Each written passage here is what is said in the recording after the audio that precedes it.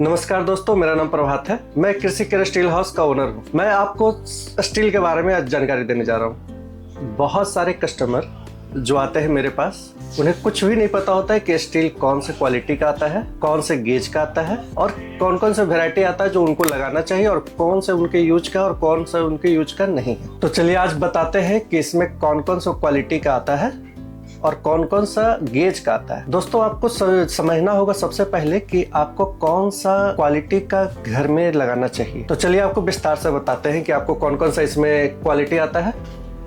इसमें दो क्वालिटी का आता है। पहला 202 जो लो क्वालिटी का होता है एंड 304 जो हाई क्वालिटी का होता है। 202 में निकल कम होने की वजह से उसमें जंग लगने की संभावना बहुत ज्यादा होता है एंड 304 में निकल ज्यादा होने की वजह से उसमें जंग लगने की संभावना बहुत कम हो जाती है। इसलिए हम लोग के द्वारा या एक्सपर्ट के द्वारा आपको घर में यूज करने के लिए हमेशा 304 रिकमेंड करते हैं। उसमें निकल का मात्रा 8.03% होता है। ये निकल क्या होता है आपको समझाते हैं। सबसे जरूरी चीज निकल में क्या होता है, स्टील में क्या होता है, वो निकल होता है।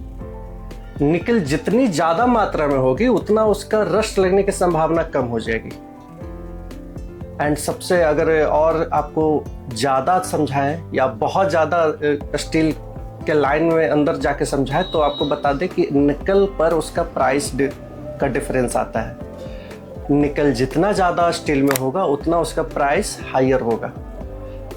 जैसे एग्जांपल आपको समझाते हैं कि 202 में 0.038% होता है, जिसके वजह से उसमें जंग लगने की संभावना बहुत ज्यादा हो जाती है। और 304 में 8.03% निकल होता है, जिसके वजह से उसमें जंग लगने की संभावना ना के बराबर होती है।